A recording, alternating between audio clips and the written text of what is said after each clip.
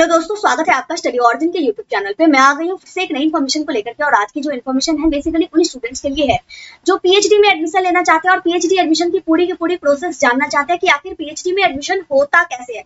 तो देखिए, पीएचडी में एडमिशन की प्रोसेस सिंपल सी तो नहीं होती है, लेकिन ओवरऑल समझ जाइएगा तो आपके लिए सिंपल ही है। अगर आपने पीजी तक की पढ़ाई कर ली है तो उसके बाद आपको पीएचडी में एडमिशन लेने के लिए एलिजिबिलिटी हो जाती है। अब करना क्या होता है, तो देखिए, आप जिस भी यूनिवर्सिटी से पीएचडी करना चाहते हैं उस यूनिवर्सिटी के बारे में अपडेटेड रहिए। जब भी पीएचडी का नोटिस आता है उस यूनिवर्सिटी में एडमिशन के लिए तो आप अप्लाई कीजिए।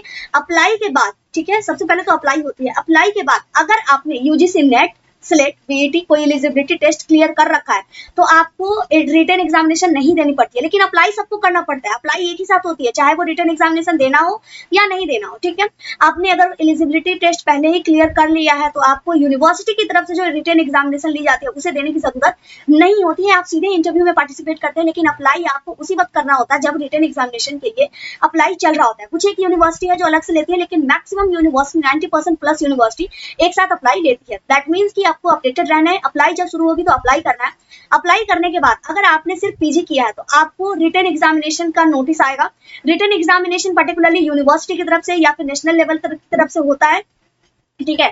तो आपको पर्टिकुलरली उस नेशनल मतलब वो जो एंट्रेंस एग्जामिनेशन होगा उसे क्लियर करना होगा। क्लियर करने के बाद आपकी होगी इंटरव्यू। इंटरव्यू में आपको कुछ सवाल पूछे जाएंगे। उसके बाद आपके डॉक्यूमेंट की वेरिफिकेशन भी इंटरव्यू के टाइम में ही होगी। आपके मैट्रिक से लेकर के पीजी तक की डॉक्यूमेंट देखी जाएंगी।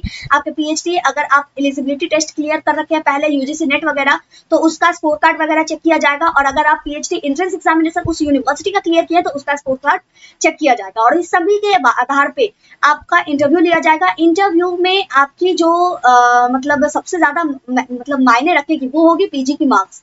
पीजी के मार्क्स सबसे ज्यादा मायने रखते हैं क्योंकि इंटरव्यू के बाद आपको वेटेज मिलते हैं और वो वेटेज सबसे ज्यादा आपको मिलते हैं पीजी की मार्क्स के आधार पे, ठीक है। अगर आप 80% से ज्यादा मार्क्स लेके आते हैं पीजी में तो आपको 70 वेटेज वही मिल जाता है। टोटल 100 वेटेज का होता है ओवरऑल। मैक्सिमम यूनिवर्सिटी 100 वेटेज तक तय करके रखती है, उसमें से 70 वेटेज आपको मतलब पीजी के आधार पे ही मिल जाता है। हो सकता है थोड़ा बहुत डेटा हर यूनिवर्सिटी वाइज अलग होगा, लेकिन ओवरऑल पैटर्न यही होता है, ठीक है। उसके बाद आपका जब ओवरऑल फाइनल मेरिट लिस्ट जारी होती है जिसमें आपका अगर सिलेक्शन हो जाता है तो फाइनली आपको पीएचडी में एडमिशन मिल जाता है। तो आई होप की चीजें आपके सामने क्लियर है। डाउट है, कंफ्यूजन है, क्वेश्चन है, कमेंट करके पूछ लीजिएगा। इसी के साथ इस वीडियो को यहीं पे कंप्लीट करते हैं। मिलते हैं अगले वीडियो में अगली इन्फॉर्मेशन के साथ। जय भारत, जय बिहार।